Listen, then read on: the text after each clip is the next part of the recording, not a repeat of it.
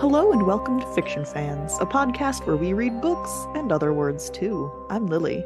And I'm Sarah, and I am so thrilled that we are welcoming back Hannah and Laura from On Wednesdays We Read for another episode of our Nostalgia Book Club joint thing. Our mini series, if you will. Yes. Thank you for having us on. We enjoy being back, and we enjoyed this book. So, how dare you for picking a book that played with my emotions like this? I'm so excited. I thought I was going to get ripped apart for all of the weird gender stuff, but I guess we can talk about that in a little bit. we give this book a pass for being written in 1979. I read it and I was like, yeah, very much like Roald Dahl vibes. Yes, I was getting exactly. Yeah. Well, soon we'll be discussing Witch by Eva Ibbotson. But first, what's something great that happened recently for everybody? I went to go see Hadestown with our aunt, and we got brunch beforehand, and it was really nice. I adored Hadestown when I saw it. I love that Did you love soundtrack. it? It was really good. I had not heard the soundtrack before, so I was kind of going in blind. And I thought it was going to be more about Hades and Persephone than Orpheus and Eurydice, but it was great. Yeah, it was fantastic. And the version I went to, like my touring company, the Hades had the best voice I'd ever heard, like better than the soundtrack because it was so low. I did not know how he was getting that deep. But then Orpheus is more like a tenor role, and my Orpheus had some struggles. Oh no. I thought that my Orpheus had some struggles too, to be honest. But the Hades was very deep, yes. So maybe we had the same touring company, but it's possible. Yeah, it is possible. But that was fun. Well, my good thing, I'm engaged and there's lots of struggles with it, but we signed a venue this weekend, which was my goal of the week. My fiance is a hemmer and har, and so he kept being like, well, we could go back to the drawing board. And I was like, no, we are finding one this weekend. We are signing the contract. I do not care. And so we actually did it. So he was like, we made your goal. And I was like, yes, we did. Thank you. So I like when I can stick to a goal. That's very exciting. So my good thing is definitely weirder than everyone else's.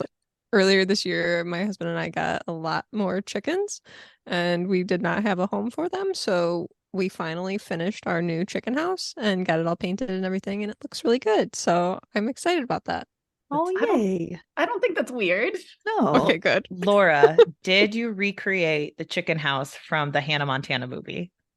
No. If you guys want a good laugh, look up the Hannah Montana chicken house. She adores it at the end of the movie, and it is bad. So, does your chicken house look like anything special, or is it just a regular chicken house? It's a house for chickens. We actually got this old shed that had rotted sides and everything, and so we put new sides on, and we got some older steel for the roof, and we repainted all of it. And actually, my parents have been doing a house remodeling project and everything, and they've got all new siding on their house, and they got a new back door. So actually their old back door is the door on this chicken house. They have kind of a fancy door with a little window that's all diamonds and everything inside. So it looks kind of fancy for chickens, but yeah, my husband's uncle was like, oh yeah, that's like the Hilton hen house. I've never seen anything that nice for chickens. So, but it turned out really nice. We painted it red, and then the roof is green. So I kind of like cute. it. Laura, I also have a question. How does your rooster feel about it? Because I know that we currently do not have a rooster. Oh, okay. I remember you having a rooster last time I visited you. So No, my bad. No. No, not long after we had Emily Edwards on, actually. So. Oh, okay. My bad. It was actually a very mean rooster. I'm it was a mean disappointed rooster, that it's gone. All right. Sorry, guys. Not to make this rooster talk. My good thing is actually the silliest, so I'll take that crown away from you, Laura. Yeah. Daniel and I started our second run through of Baldur's Gate 3. Ooh. We finished the first one and started our next one the same. There was no break. We did not stand up from the computer. So we were like, all right, next game, let's go. Just shake off and then sit back down again. Right at it. We don't need water. We don't need food. Just keep going. Yeah. Are you doing anything differently in the second run through? Yes. So in our first run through, I don't know how familiar y'all / our listeners are, but in Baldur's Gate 3, it starts with your characters being infected by mind flayers, and you have the option throughout the game to use powers from the infection or to not. And in our first run through, we didn't use them at all. We were like, no mind flayer corruption. And in this one, we're doing all mind flare. Any opportunity to use mind flare powers, we're like, yes, do it. It's fun. I'm very excited. It's probably what I'm going to do after this. I've seen so many people talking about that game, Mhm. and as people may know, Hannah and I do not play video games, so we're like kind of outside of that realm, don't really have a clue, but I've seen so many people talking about that game, and it looks really cool actually from some of the screenshots that people have shared. It's incredible. We've been following the production team. That's not what the word is. The studio for like their last 2 games. Like we kickstarted their game before this. When we found out they're the ones who got the rights to make Baldur's Gate 3, we like threw a party. We were so excited. Oh, That's So, amazing. Yeah. Great studio plus like fun story. They did such a good job. oh, good. I could talk about this for a very long time, but I won't. What's everyone drinking today? I'm drinking a Bloody Mary, mostly because I have Bloody Mary mix that I'm trying to use up, but also the name of the drink felt appropriate with this book. Fair. I drink only non-alcoholic things now, but because of that, I have made a couple new friends. And one time I went out and I liked the non-alcoholic Guinness, and so they bought me a bunch of dark beers, like because people find out you like one thing and they're like, "Oh, I know she likes that." I rarely drink dark beer, but they got me this brand called Busty Lush, and it's an oatmeal dark. And I think it's very ironic that it's called Busty Lush because there is like 0.5% alcohol in here, so there is nothing lush about this oatmeal dark. So, but it's pretty good. I like it as a dark beer. Nice. I am drinking green tea, and it is from Walmart, so it's not special. Green tea is always special. I really like it. So That's good. I have what basically amounts to a cup of cinnamon, but I have cinnamon tea with Fireball. So it's the cinnamon is through the charts, off the charts, through the roof. Super cinnamony. I discovered last winter, that I don't like cinnamon in my tea. It doesn't work for me. Oh my gosh, I Interesting. love Like- it. Like adding cinnamon to other tea? Because this No, is a like- cinnamon tea. Okay. Like cinnamon in tea, as in cinnamon tea. Cinnamon Gotcha. as an ingredient in the tea. Interesting. Interesting. I actually think I'm kind of on the same page with you, Sarah. Like it Yeah. tastes a little weird to me, but I also don't like too much fruity, like apple fruit teas. Like Mhm. Same, Yeah. actually. Yeah. So So I I think think- we're exactly on the same page. so I think that probably has something to do with it. Like if you don't like apple cinnamon, I think that like there's not enough natural cinnamon usually. Usually it's like playing on the apple, and if you don't like that, you're not gonna Yeah. like the cinnamon. How do you feel about ginger teas, though? I like ginger tea. It's Okay. okay. Yeah. Okay. I don't know if it matters, but this is an herbal tea. I think I would agree that like black tea with cinnamon flavor would be weird. It doesn't, Okay. cinnamon in tea just doesn't work. Like I love cinnamon in like mulled wine, mulled cider. Mhm. I like cinnamon. It's just that in tea, it's not for me, apparently. Interesting. Well, you don't have to have any. This is Lilly cinnamon tea. Yes. I won't pour it on my keyboard to try to get it to you. I think that's probably for the best. Well, has anyone read anything good lately? I have, and I have been waiting to talk about it with you guys because you are the manga people. So I read the first 3 volumes of Rooster Fighter. I don't know if you have read this, but I want you to read it ASAP. It's the most ridiculous manga that makes me laugh so much because it follows a rooster who is trying to get revenge for the death of his sister, and he kills demons with sonic rooster crows. And Amazing. he has animal husbandry realistic sex with chickens throughout the whole series. I told Hannah it's like the worst manga, but it's also the best because it's just so ridiculous and doesn't take itself seriously. So I need you to read it. I've been begging people to read this. That sounds amazing. Laura has begged people to read this, and their answer back is no. How can people say no to a pitch like that? I don't understand. I told someone on Instagram that it's like looking at a car crash. You just can't look away.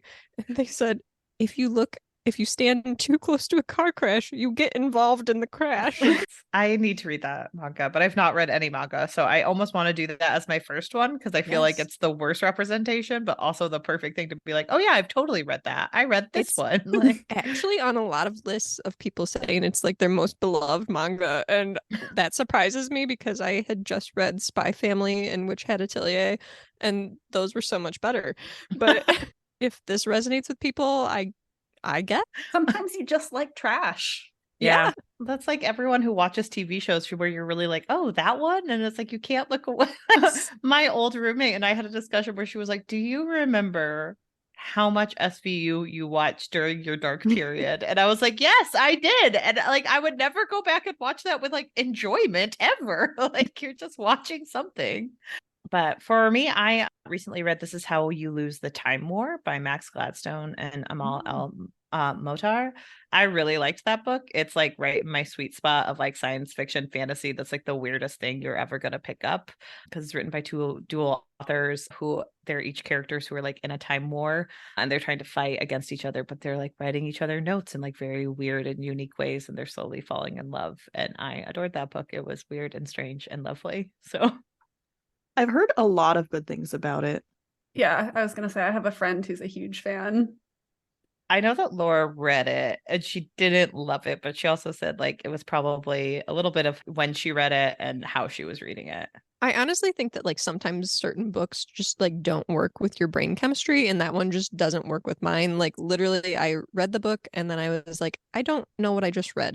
So I listened to the audiobook and I still didn't know what I read. So I think it just doesn't work for my brain. And I think that just happens sometimes. I think I'm a very specific like sci-fi person where it's like the weirder the better. And if I have to buy into something that I don't fully understand, I'm like, this is art. And like I don't know if that's a good or a bad thing. I finally finished Cabal by Clive Barker. The ending was not, it's definitely a horror book, but the plot was much sweeter and the resolution was like much more uplifting than I was expecting. It was nice. This one took you a while to get through, didn't it?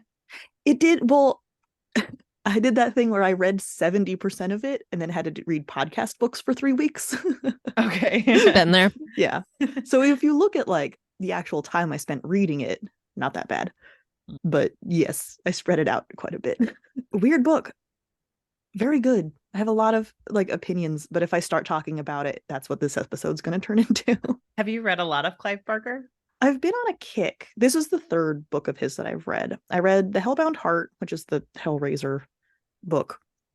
And then The Scarlet Gospels, which is also about Pinhead from Hellraiser, but written much, much later and not related to the content of the movies. And then Cabal. Definitely like gory, but all have very different vibes. It's interesting. He's a cool guy. I have no idea who that author is, so I'm going to have to go. That's all right. You might be aware of the Hellraiser movies.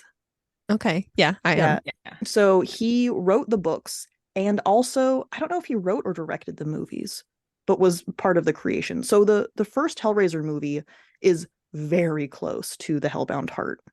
Very, very close because he did both of them. Okay. Yeah. Cool. And he did direct the first one because I have it up on Wikipedia. Ah, thank you. You're welcome. But yeah, it's neat. He like was born in the 50s, very involved in the like gay community in England. So has like a very fascinating sort of counterculture approach to horror. And like there are some very dated female characters, but it's not the female characters that are dated. It's just people treating them like they would have back in the day, which is hard to pull off, I think. Yeah. For an author to say like, no, she's a real person. It's the people around her who suck. That's awesome though. Yeah. That's like the kind of a vibe. Mm-hmm. Yeah. No, I'm really enjoying them. But there have been so many Hellraiser movies.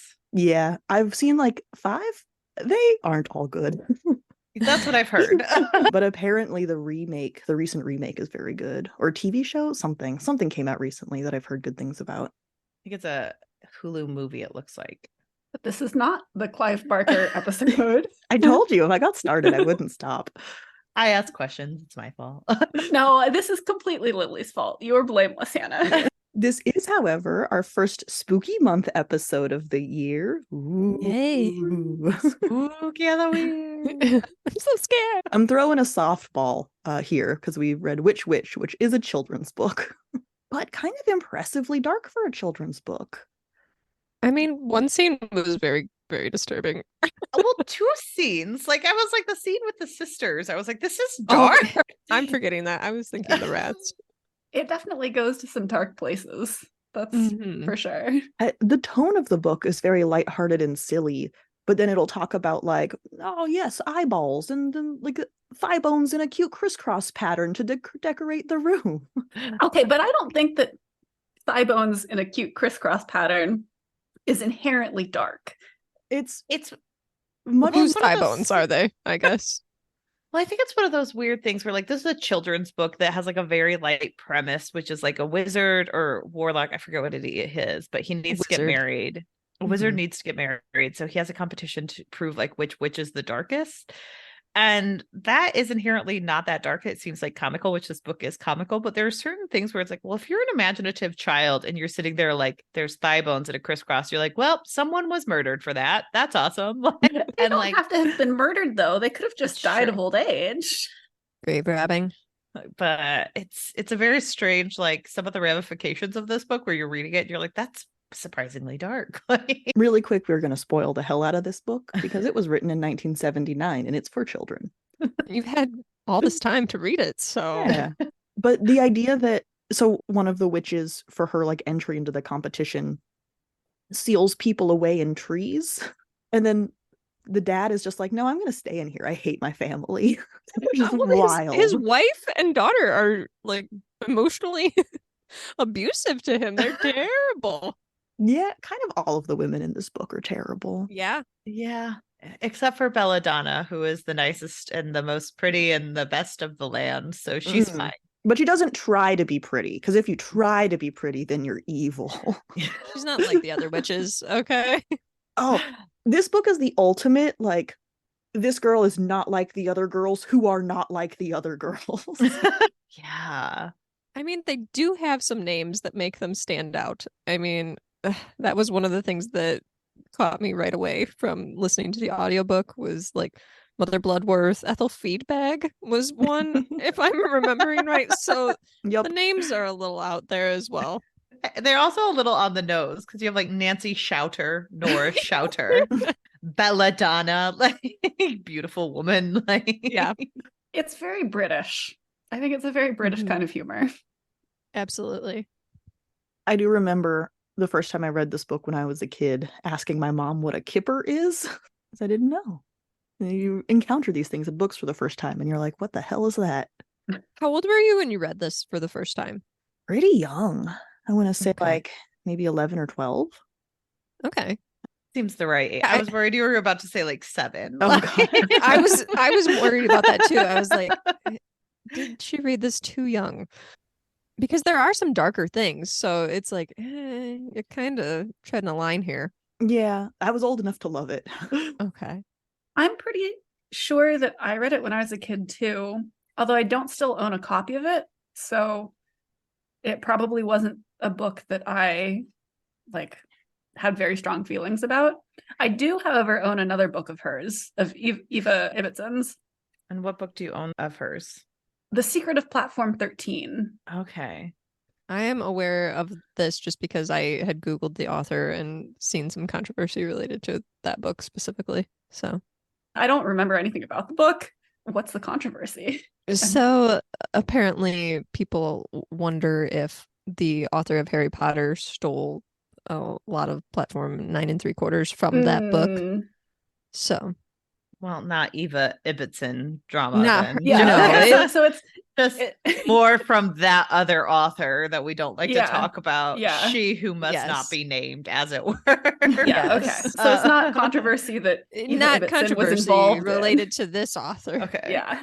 I do know that, like, growing up, I remember one of the covers of this book, and off mic, we all talked about how many covers of this book there are and how Mhm. none of them quite match up to the energy of this, besides the original cover, which is really badass. But, like, I remember the one cover with the witch with black hair, like standing in the middle of the book, and like she has like a weird hairdo and it's very cartoonish. So I remember seeing this book as a child and being like, Okay. yeah, that looks like my vibe, and just never picking it up because I skipped a couple grades when reading because one of my sisters only got me like older books, so she didn't have to take me to the library as much. So Well, you're welcome. yeah, this was an excellent book. I found a lot of humor in this book, and like Sarah's right, the humor is very British, which makes it very enjoyable as an adult reading this novel because it's a little bit more sarcastic and rude than like I think sometimes American funny books are.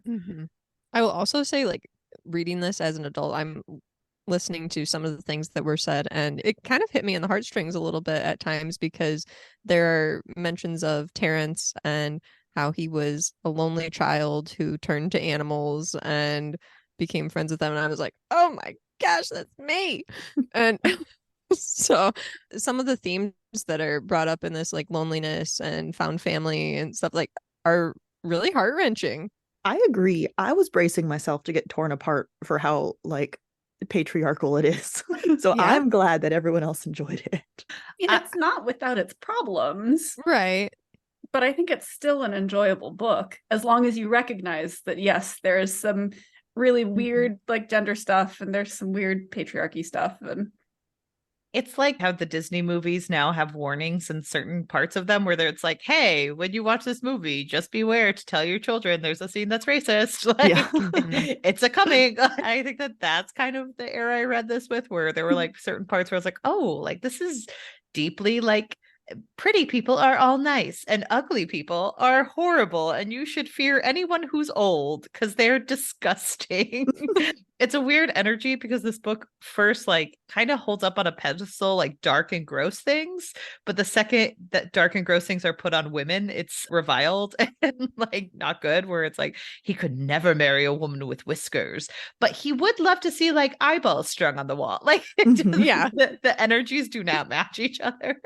also, a woman who wears Wellingtons is the worst thing ever. He would really hate me. Oh my gosh. Well, it's ironic, right? That he says, I want to marry the most evil witch. And then of course all the evil witches are evil and therefore gross in this world. It's like, no, he wanted a nice witch because he wants a nice wife. Yeah, that's just every man who's like, I really want a smart woman, but I also want to explain things to her. Like, I want to prove that I'm smarter than a woman. I have to say, I did not remember Araman at all from reading it as a kid. So clearly he did not make a very strong impression on me. Apparently he did not make a strong impression on me because off air right before we started this, I was like, oh, the prince. And you all were like, what prince? I had assumed that he was a prince. So my bad. Prince of Darkness, maybe. I mean, they do kind of talk about him in terms of royalty. Like, they don't describe him as royalty. He's never called a prince, but he's this revered icon of darkness in the land that everyone looks up to. So I could see where you got that from. They do say his wife will be the queen of Darkness Manor or whatever his house is called. But then they immediately move out of it. Maybe I just connected some dots that weren't there. Yeah. I do think like the book doesn't really care about Aramin though. If you look at it like past the first chapter, I couldn't tell you 3 things this man likes other than his ghost friend. Like he doesn't really care about much. And it feels like Belladonna is the ultimate choice, like that all of his people around him want him to pick, and they all kind of treat him like he's too stupid to know what's good for him and they have to take care of him. So I feel like even the author was like, I don't care about Aramin. He is set dressing for the rest of this story. So Child Lily was just good at picking up on what the author cared about. Oh, his servants being so condescending to him is absolutely delightful. I disagree just a little bit, not entirely. I think you have a point. But I also think that part of the humor of this book is just how over the top everything is, including how over the top his servants are about him and how he doesn't care about much except not getting married to any of these horrible people who are in the competition. He retreats and spends all of his time with the ghost of someone who's murdered his 7 wives, really like priming the pump for a healthy marriage. I was gonna say, you'd think that there would be maybe like some red flags that would be going off for some of these people, that they're like, maybe I shouldn't enter this contest, but okay. Yeah, but he's attractive and powerful and rich. Of course, everyone wants to marry that. I mean, that's the only thing that matters. Clearly. Rereading this, I think one of the reasons why I might have latched onto it so much was all of the familiars Yes. who were absolutely delightful. I love the familiars. Yeah, each witch has her own like animal familiar. My favorite is, of course, Doris the octopus. It's not Rover? Oh, I also love Rover. I was gonna say Rover was making me tear up. Rover doesn't count as a familiar, though. Oh, come on. He Yes, it counts as a does. familiar. No, I think you could rules lawyer it. If you're talking about your favorite familiar, it's totally fine to say Doris and not mention Rover. Well, the last one on my list is the little bat that lives in Belladonna's hair. So Oh I my think God. I yes. just mean the animal friends. Yeah, the animal friends are good. I love the chicken story. Like the two sisters who fight all the time in the audiobook. I did like the person who read for it. She has like such an animated voice, Yeah. and she'll be like, "No, that's my chicken. No, that's mine." It's so delightful to hear these women screaming about chickens. Because they can't tell the chickens apart. But like, there's also sad moments where like Belladonna knows which chicken was which, and she's like, "I'm just not gonna say anything because it Yeah. won't help." Like, That's gonna create more problems. yeah. So Oh, let them duke it out. but I do kind of wish we got more of the animals Yeah. because they do get relegated to the sidelines once the competition really starts. yeah.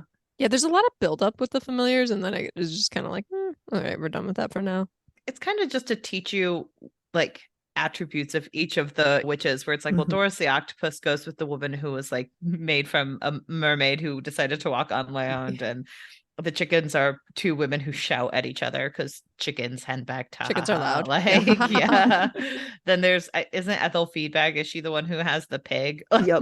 It's like, The oh, I bet little she's a Feedback bat. would be a horse, but what do I know? Yeah, but horses are too noble for that kind of character. We have to throw logic out the window who actually uses a feedback, Mhm. and we have to go more for stereotypes of what human traits we can put on animals. Oh. Exactly.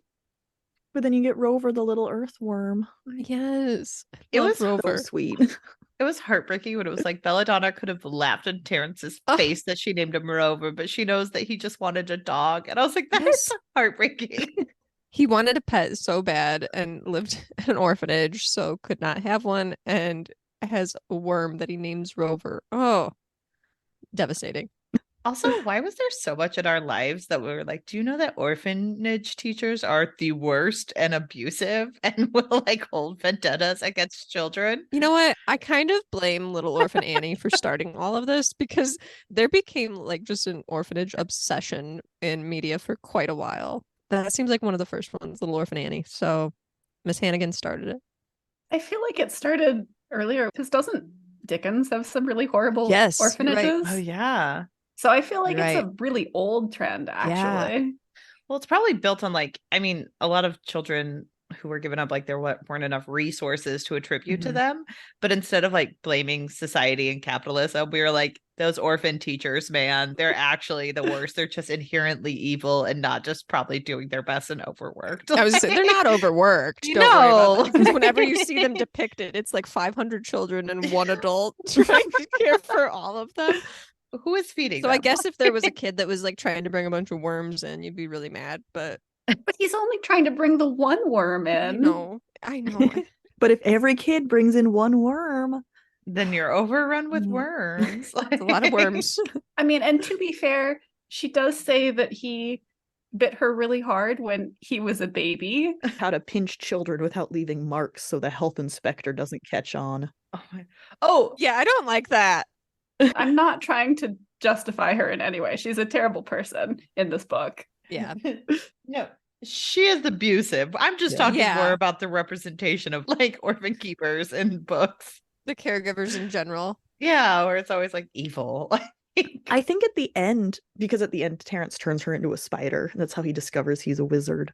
They say she's replaced with a new headmistress who's fat, and that's how you know she's nice. That's the one non-fat phobic thing they did, and it's still stereotypical. Yeah. Jolly, of course. You know, fat people, they're either evil or jolly. So Yep.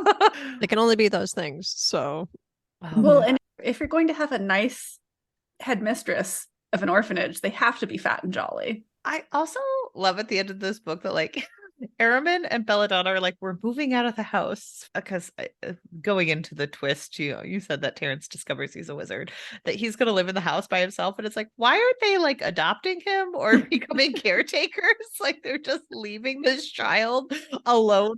embrace that child-free life. And Aramin moved out of his parents' place at like 15, though. That's true, but Terrence is like 11. But Terrence is a stronger wizard than Aramin. Oh, so And just... nothing can go wrong with very strong powers and no parental oversight. But also, like, Ibbotson recognizes that, like, oh, he still needs parental supervision because they're like, well, the wizard watcher is actually just a glorified babysitter at the end of the day. I thought that part was really sweet too. So the wizard watcher is this like multi-headed seal dog eye stalk monster thing. Yeah. Hand head talks to the right hand head, and the right hand head talks back to the left hand head. I love that. Mm-hmm. Me too. Aramin created him to watch for the greatest wizard who will inherit his legacy or whatever. And so when they find Terrence, the wizard watcher is sad because he's like, oh, there's no job left for me now. And Belladonna says, you have to watch over the wizard. And I thought that was very cute. We have to go live our child-free life. Hey, we don't see that depicted enough, so That's fair. I mean, you're not wrong, but let's give them a pass on that they decided we will not adopt this child. we will just give him our house, okay? That is what we have to do. He's got a dog. What else do you need? Yeah.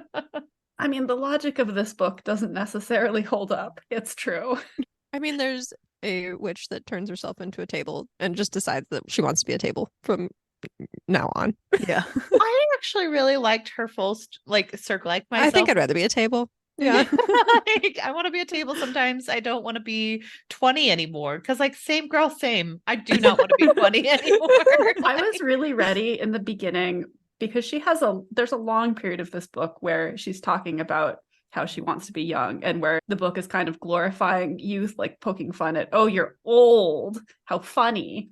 And I was really ready to be very mad at her plotline and how that upholds this harmful like society value of youth over everything. And then at the end, when she's decides that actually she wants to be old again, I was like, okay, I guess you've ended my whole rant prematurely. Fine, I'm no longer mad about that. I guess I can't be mad. God. Book weirdly like does well about like dropping breadcrumbs and picking them back up again. Like the whole like youth spell was like the beginning, and then at the end she was like, oh, I regret that. And I was like, oh, I wasn't expecting that. And I also was shocked when they played matchmaker and got Madame Olympia and the ghost together because they were like they were made for each other. And I'm like, oh, you're definitely right, but I didn't see that coming. I also didn't see that coming. I was like, oh, I thought we were just done with Madame Olympia. Okay. Right. And they're like, nope, we're gonna get her a husband and we're gonna get him a wife, and that's all they ever wanted. Like it's their weird, twisted, happy ending. And everyone gets a pretty good happy ending in this book, I think. Mm-hmm. Yeah, I think this book is really good at dropping breadcrumbs that you don't necessarily see when you're reading it for the first time, but if you're rereading it, you recognize, oh, I see what you're doing. Like you're weaving this really seamlessly into the plot so that the twists when they come are a surprise still, but they're not just completely random, out of left field, no hints about it whatsoever. Because also like when Terrence gets taken back to the orphanage, I was like, oh, I forgot like they probably would have cared about this child going missing. I thought Madame Olympia had just stolen him because she was like, I can't get the worm, I'll take this child. And she had like figured out that he was a wizard. But then I was like, oh no, it was just the orphanage, which is an even better surprise because it's so ridiculous. Oh, they do care. Like, oh, and I love that the police officers were like scared, but still casing the joint to like wait for him to leave. And then they're like, you can't run away, son. Like infrastructure actually working is a weird twist. I really loved the twist that Terrence ended up being the most powerful wizard. So he's introduced with Rover, the earthworm, who Belladonna thinks is a very powerful dark familiar and allowing her to do all of this dark magic. But it turns out that it's actually just been Terrence the whole time doing all of the dark magic for her, but neither of them knew. And it's just a very, like, I don't know. I really love that. It's a good twist. Yeah. I appreciated it too because I really thought it was going to be something kind of just like, oh, we find out that maybe Terrence is the familiar, or that he just inspires her so much, or that the worm actually was the familiar or something. So I did like that was the person doing the magic. I had definitely clocked that it was Terrence from the beginning because immediately after introducing him, the Wizard Watcher goes on vacation. And I was like, oh yeah, they had to get him to leave so that when Terrence comes to the site, no one's watching it. But I was like, that's really smart. And it's fun to read that. Because I think some kids could pick up on that and be like, oh, I bet he's the wizard, and then gets really excited. That's where I'm like, well, this book is smart because it at least allows kids to like kind of foreshadow and kind of figure things out, but it doesn't like a humorous way where you're like enjoying the entire time you're reading. And it's not like, oh, you're stupid for not picking up on this when it's not on the page, but like there's enough there for young kids to read into things. I think it respects its readers. Mm-hmm. Yeah. So there were two, we sort of alluded to this earlier, two very dark moments in this book. Yeah. One I would say is just gruesomely dark, and the other one is like emotionally dark. Mm-hmm. The gruesome one's pretty straightforward. Madame Olympia's The Symphony of Death. Yeah, the Symphony of Death. She summons a bunch of rats who eat each other and then themselves. Like, ugh, auto cannibalism is a lot. Yeah, that was gross. That was very dark. And I was not expecting that much of a turn. Yeah. Like Symphony of Death, ha ha ha, necromancy, and then it's just like, oh my gosh. I also love that like Airman is such a hypocrite because he sees that happen and he's like, well, she's probably not that dark all the time. Like I can appreciate that was the darkest thing, but I'm gonna like hold the point back because ew. Like I could change her. Yeah. Well, and that's the thing. At that point, he's like, well, I know she's the winner, and I guess it's great that I found such a dark wife, right? He's like so scared about it.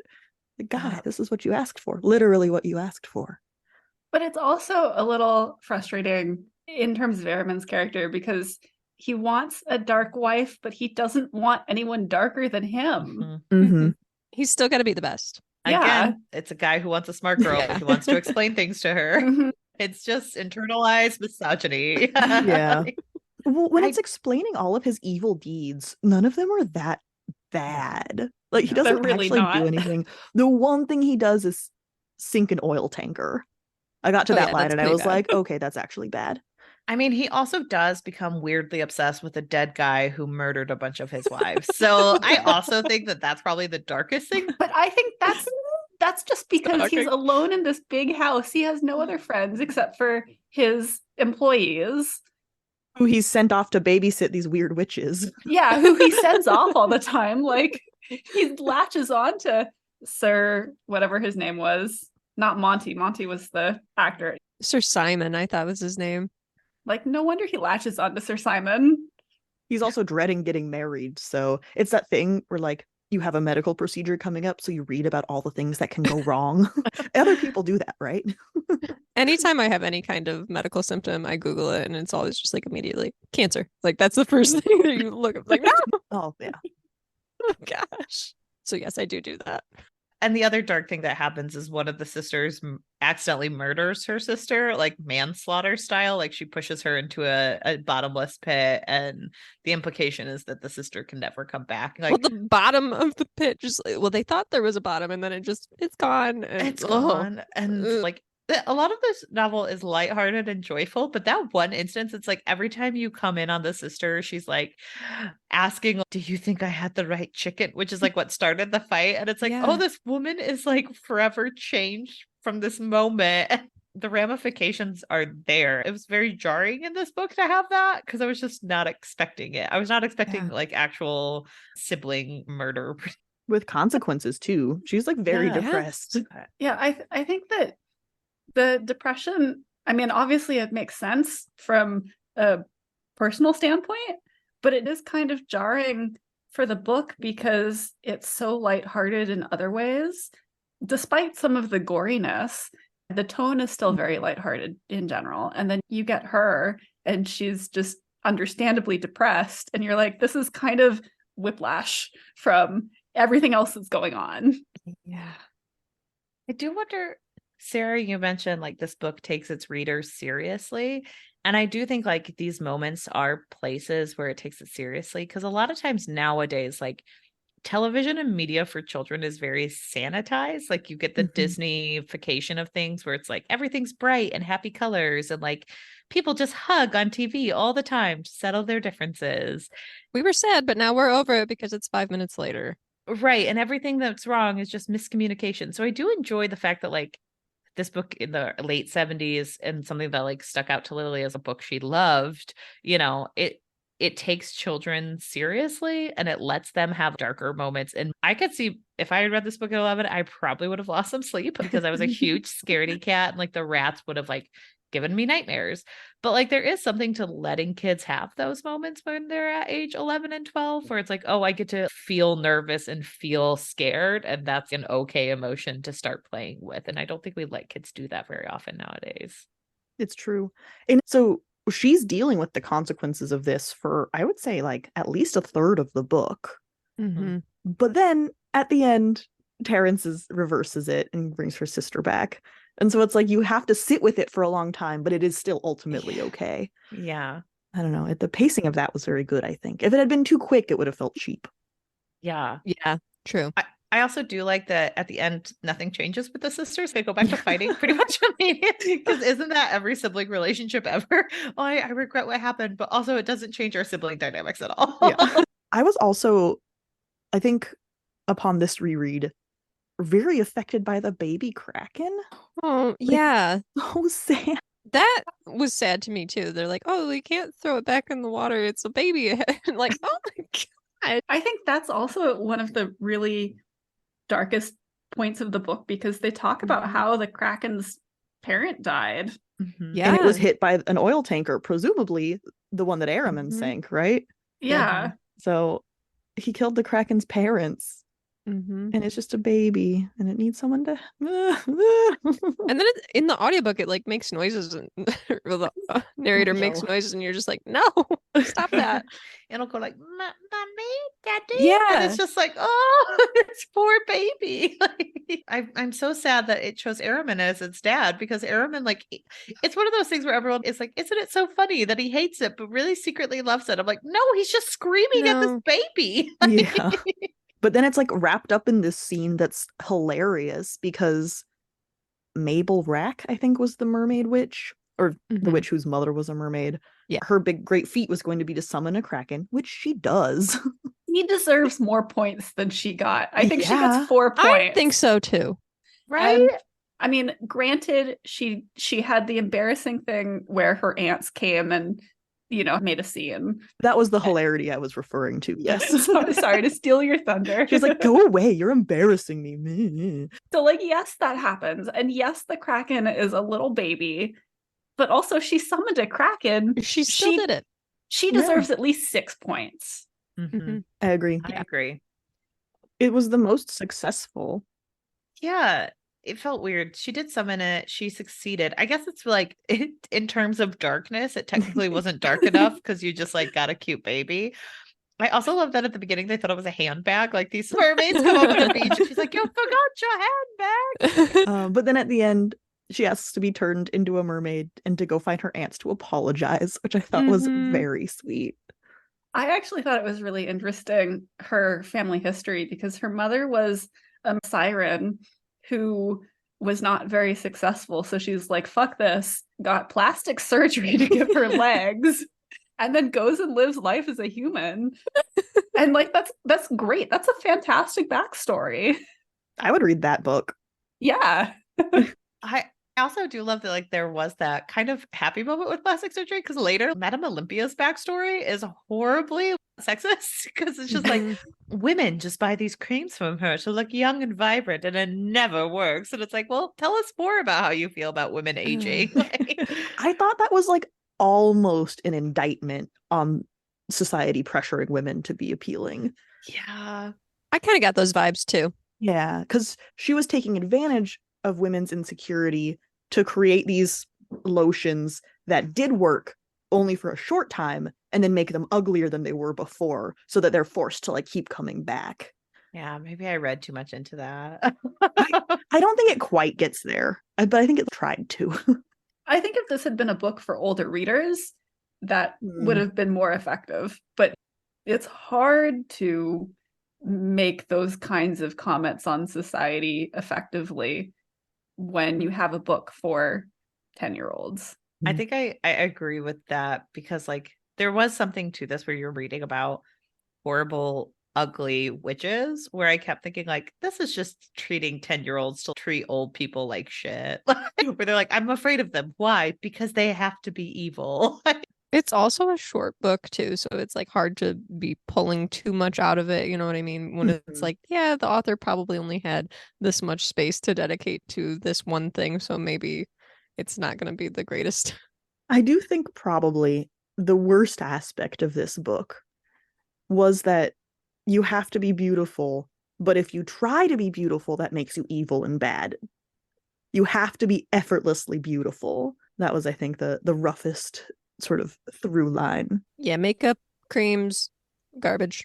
Only way to be beautiful is genetics. Genetics are the only way. So, Being older, not great either. nope. Yeah. Well, and that's even like there's a moment where Ehrman confronts Madame Olympia about stealing a familiar.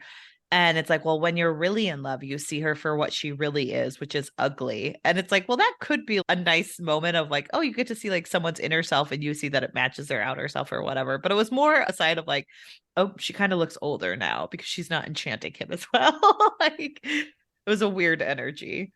What? She had an opinion? Instantly ugly. I do like in the audiobook, Madame Olympia, the audio narrator does a cackle, The laugh.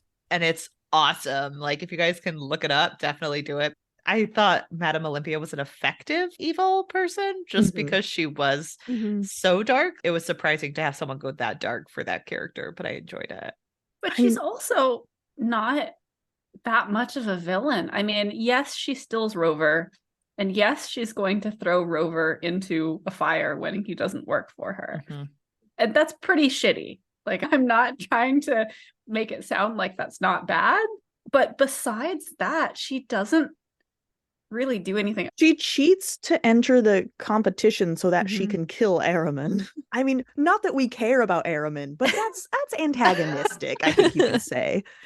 She definitely plays fast and loose with the rules. She moved into the village. Sure, it was by threatening the witch who was living in that house, but she did move. Yeah, sure.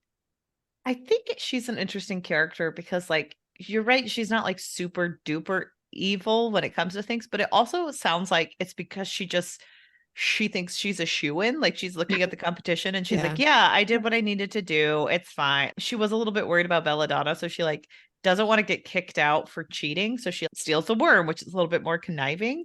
And then she like wants to murder the worm because it didn't work for her. I got this energy of like, well, I just expected to win, so I don't need to do too much. Like I have to be smart about how I cheat. And it's true that they mentioned that she has poisoned cakes or something that she's left for Belladonna. I think the reason why I don't view her as actually that much of an antagonist, even though she clearly is the antagonist of this book, is that she's so ineffective.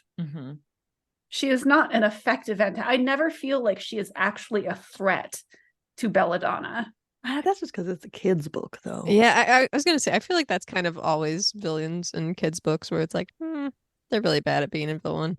Maybe, but like I've read kids' books where I feel like the villain actually has a chance of winning.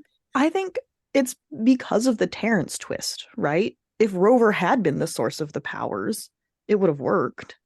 Yeah, maybe. I also think I kind of shoved that off on the humor aspect of this book. Like this book feels more of a humorous tale than it is like deep fantasy where there's going to be a villain who could persevere. I always read this is a humor book, so it's going to have a happy ending in some sort, which is why like when it went dark, I was like shocked. But her being ineffective, I was more like, oh, that's because this is supposed to be kind of deeply funny. Like Ehrman is supposed to be very smart. And she kind of like picks up on the fact of like, nope, I could murder him pretty easily. Like he's not that dark. He's kind of ineffective. I just want to rule his household. Like he's a doofus, I think is the right word for him. He Yeah. might be very He- good at his job, but he's a doofus.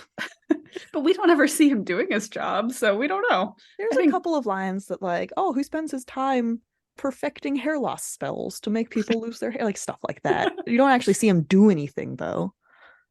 So dark. Yeah. I love that he gave them, this is just adult things. These are all technically adults. And he gave them like a hand mirror where he's like, you can look at me anytime you want. And I'm like, there are times when I feel like privacy is key. Yeah, that sounds like a bad idea. Mhm. Actually. That sounds like a terrible spell. I would be horrified if someone could just look in on me at any moment. But they Like, can't hear. That's That's- key. Yeah. I don't want someone looking in on me when I'm in the bathroom. Yeah. Campbell. It seems worse if they can't hear. I don't know. And like at one point, Belladonna is so besotted with him that she's watching him sit in a closet waiting for his ghost friend. He's just so lonely. And I'm like, honey, no. Yeah, it's hard to figure out her love for him and all the times where she's like, I hope Terrence doesn't figure out that I'm in love. And then he's immediately just like, yeah, you're in love with him. And she's like, what? How did you know? The romance plotline of this book, like you all know, I'm a big romance nerd, but it was so not compelling to me. And not even when I was a kid. This is not like an adult saying it doesn't hold up. Just like that was never the point. I think I just loved reading about all of the different witches. I mean, the romance is insta love, so there's not anything to it. And then when they do get together at the end, they're so like schmoopy. They're very Well, schmoopy.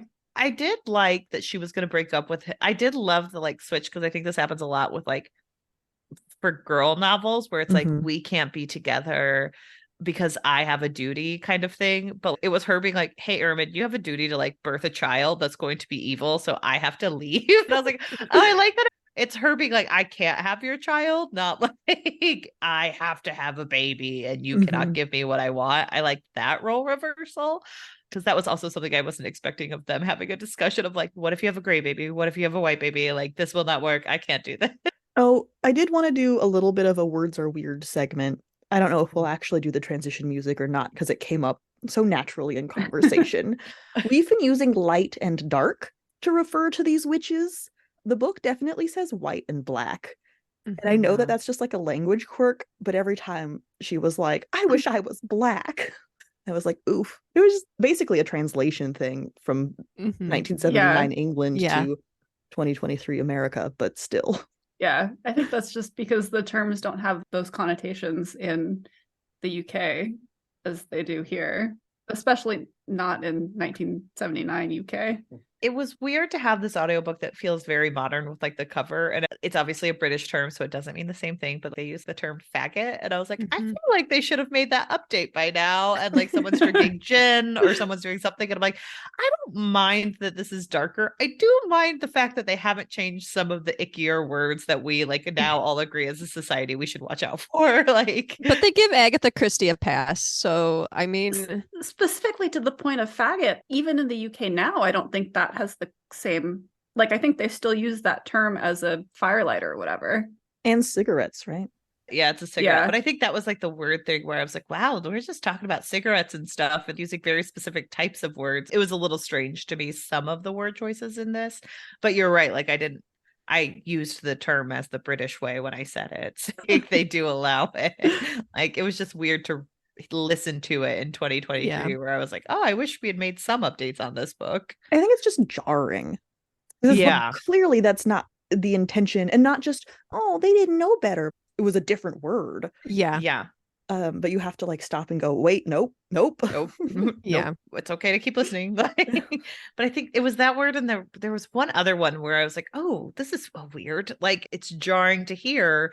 And I feel like it would have been changed by now. But I guess sometimes with older books, they're like, well, just keep it the same. People can have a conversation with their kid about words being weird and different words having different connotations way back when. And I think it's Mhm. worth considering. I mean, I definitely think that some older books should come with a content warning for things like that, this book included. But I don't necessarily think that the books need to be updated if there's the conversation in the title page or whatever Yeah. around that, because that is how it was written and that is how the language worked in that time. It's just that the meaning of the word has changed, not that they were using a bad word at that time. Yeah, like a context section. A context section is always key sometimes with those, but yeah, I also think that that's a larger conversation because I know like some Judy Blume books they've tried to like quote unquote update where they're like they brought out their cell phone in a context of like they went home, picked up a cell phone and made a call, and it's like, well, you need to change more if you're gonna change Yeah. I don't like that. Yeah. why are you doing that? You could, it's a historical novel. We could all just Yeah. say that. Like, Yeah.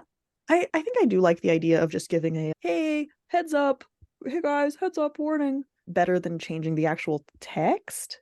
yeah, Mhm. that's fair. Yeah.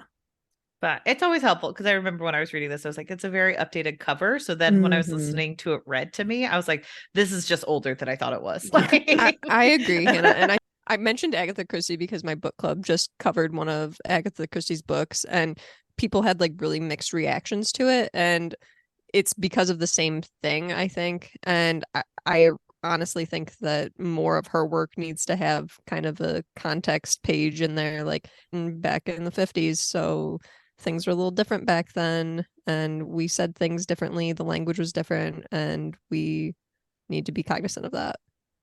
Agatha Christie might have been racist, but she is dead now. So you can continue to read some of her work. Yeah. Yeah. An annotated Agatha Christie. It was like, hey, footnote. Bummer. Yes. Yeah. What a bummer. I want that in all my Agatha Christie footnotes now. What a bummer. But that sort of hits on something that Sarah and I were talking about right before recording is, would I give this to a kid today? And I feel like not without supervision because of some, not the language stuff so much as the like really shitty gender things. Yeah. But it's a fun book. So like, I don't I'm know. trying to think of how my parents treated when I was reading books. Because I know I started reading romance novels way before it was appropriate because I was just the youngest in my family. So like other people were reading those. And like I was kind of at a moment in time where I was like, oh, I'm too old to read the books I was reading, but I don't know what to read next. And my mom was like, I enjoyed these books by Nora Roberts. I think they're good literature. Skip the dirty parts. And she just like handed me a book. And like I did skip them, but I'm like wondering why my mom and I never had like a conversation after the fact of like, hey, did you skip those parts? If you didn't, can we talk about it? Like there is a weird lack of supervision I feel we got when we were younger that we don't have as much now. Yeah. I mean, my mother gave me all of those kinds of talks about the books. I got the Mom's 5 Rules for Sex talk when I was like 7. Oh, fun. Oh my gosh. Like, so I got that really young. And I think consequently, when she gave me those books, because she gave me some pretty raunchy books, or not books that were inherently raunchy, like they weren't erotica, but they had some pretty raunchy scenes in them. Mm-hmm. She was like, you know my feelings on this. We don't have to have this conversation about this book specifically because we've had it already. So I think that if you're having those kinds of conversations in general, you don't necessarily need to have that conversation about a specific book. Mm-hmm. Yeah. But with books like this that have aged in ways that are not necessarily great, but that are still good, enjoyable books, I think you do want to give the book with caveats, you know. But I also wouldn't be worried if I saw my child reading this book, my hypothetical child, because I'm never going to have kids. But I think it is still a good book. It got some issues, but it's still a good book. I think there's a difference between recommending a book that has maybe problematic themes versus like, I got into all sorts of stuff I shouldn't have been reading at the time. Yeah. But I knew that. Like, I knew that this was me doing something that I probably shouldn't be doing. So there was like sort of a different energy. It wasn't like a trusted adult saying, this is wonderful, you know? Yeah. Yeah, I don't recall my parents ever like giving me books, honestly, or like kind of keeping tabs on what I was reading. It was more of just like oh, she's reading, thank goodness we have a reader. And they didn't really monitor what I was reading. So I feel like as a kid, I did kind of get into books like this that had some of these outdated terms and things that maybe should have had, you know, some context brought up and some conversations. But I think it kind of goes back into what Sarah and Hannah, you mentioned it previously with like the Disney movie thing. Like if you have a conversation either beforehand or afterwards, like, hey, what did you think of this book? I think that if you're covering your bases with that kind of thing, it's okay. Yeah. And I guess that is like, there is a weird thing about raising children. I do not have children. I don't know how I feel about having children moment to moment, but like watching my sisters raise kids, where like kids do want to read media that they know their parents read because like there's a weird like mommy and daddy did it, so I want to do it too. So in that context, it's like, well, when they're growing up, you're also going to give them media that you recognize. Like, I know I've purchased the Magic Treehouse books for my nephews, and I know I've gotten murder mystery ones. And I remember getting one of my nephews, like the Horrible Henry books, and I hadn't read it. And he was like, I don't like that. That kid is mean. And I'm like, oh, okay, that's helpful to know. So I do think kids, like Sarah and Laura said, if you're raising them with the right conversations, they can pick up on it themselves and they'll tell you of like, this felt weird. I didn't like Aramin. Like if you actually are involved with what your kid is reading and they're like, I don't like Aramin. He seems mean. You know, you're like, oh, okay, well now I know. And it's a weird like line to walk where it's like, I wouldn't mind them reading this book if they were like, what did you like reading when you were growing up, mommy? And I was like, which? I wouldn't feel like the worst person in the world for saying that was one of my favorite novels. No, I think just recommending a book with no like caveats, if you're coming from a position of authority, implies that everything in it is good and that you approve of it. And so I think it's that recommendation piece that I'm like, you would want to say like something. I don't know. Yeah, it's hard because like Laura, one of our best friends, like her kid loved the Pocahontas movie for a long time and he was singing the song. And she was like, yeah, he's like 2. So like, how do you be like, that's not the best song, honey? It's always a growing conversation of like, yeah, you might love that, but there are caveats and you're a little white boy with blonde hair screaming savages. Like you can't do that. I think that's interesting though, Lily, that you bring that up, like that recommendations like seem like they're almost a stamp of approval. Like I love everything about this book. And I feel that way even now when I read books, and I'll say that I enjoy them. If somebody says, oh, would you recommend this? I'm always kind of like going at it from a standpoint of I really liked it for these reasons. And you might not like it because it's really just a fine line to walk, you know, because you don't know how somebody is going to react to it, and you may not have liked everything about a book. Yeah. I mean, there's a reason why for this podcast, we specifically phrase it as who should read this book, not like do we recommend reading this book, because readers are so different. Well, and I think that that's kind of just if you're going to be in a position of like what we do on a podcast where we look at things with a critical lens. Like we all just went on a huge discussion of issues we found with this book, but we started off with like, I loved this book. I enjoyed it so much. And then it's like all of these things where you're just knocking on it. And it's just like, well, yeah, but that's because both things can be true. You can fully enjoy a book while seeing like every single issue in it, or be like, well, that wasn't the best, but I at least liked it. I honestly love that though. There are some fandoms where you can't criticize them, otherwise the other people in the fandom attack you. Situations that will remain unnamed. But it's like we talk about Terry Pratchett, whom we love with every corner of our hearts, and still some of those books are not good. And that's okay. I mean, I think that there's this view in society in general, not just fandom in particular, where if you like something, you can't think critically about it. And that's just not true, right? Like you can like something and criticize it, and your criticisms can be valid and insightful, and you can decide that you like it despite those things that you're criticizing. Like it's not that you can't find issues with the things you like. I will say one of the fandoms that I have noticed to be the most forgiving and have like the best sense of humor is the Twilight fandom. Those people love that series. They love the movies. They love it all. And they are so willing to make fun of it. They're so willing to take criticism of it and be like, yep, but I still like it. And I really appreciate that about all those fans, because like you guys have said, there's other people who within different fandoms are just like, no, this is a perfect text. I will hear nothing. Well, also that's just women learning how to be self-deprecating because all of the things we like get shit on. Like, Fair. but I do think that there's something to be said about like it's the whole stamp of approval conversation where it's Mhm. like if you like something, you are approving the message of it. That's not the same thing as like liking a book or enjoying the time you had while reading it. Like those are two different things. And I feel like sometimes people, again, with the whole like add context to the novel, people lack context with reviews, where Mhm. it's like I'm writing a Mhm. review in a moment in time.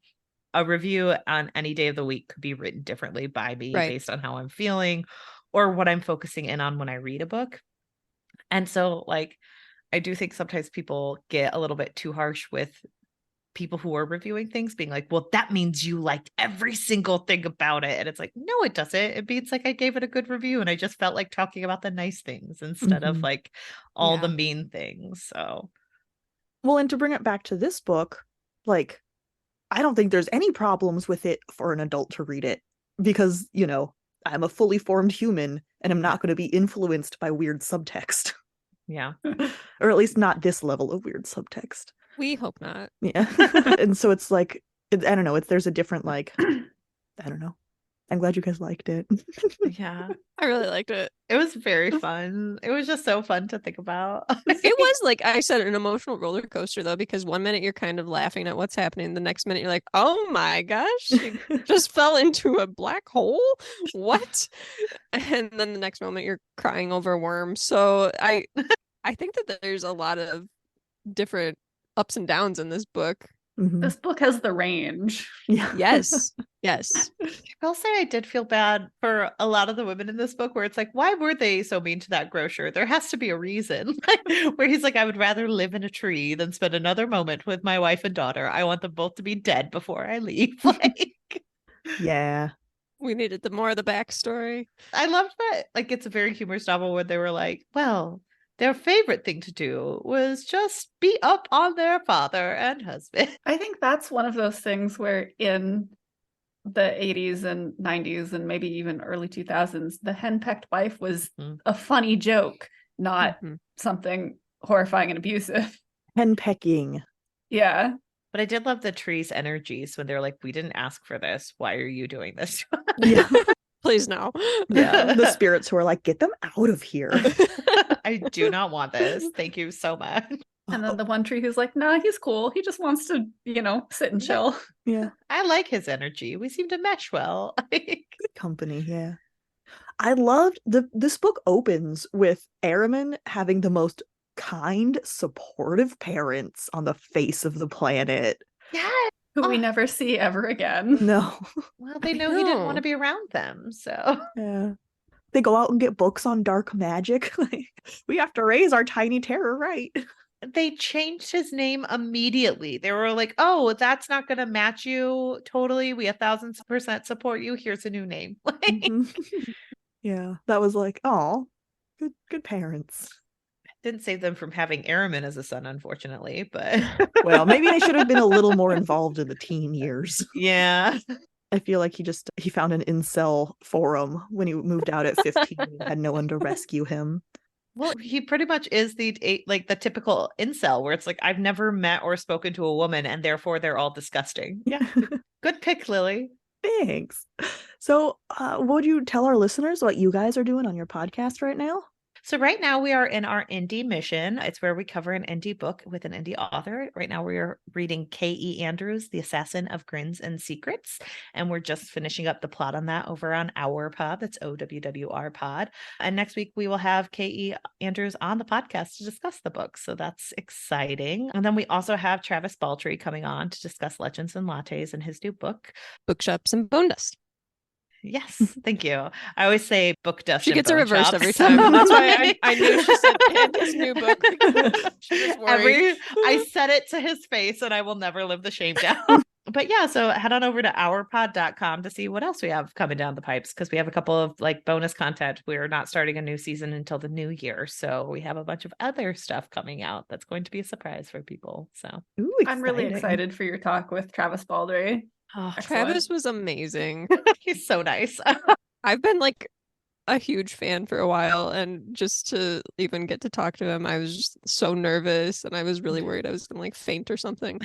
So it was so Yeah. much fun. But thank you. So yeah, we can't wait for that episode to drop soon. So keep an eye out.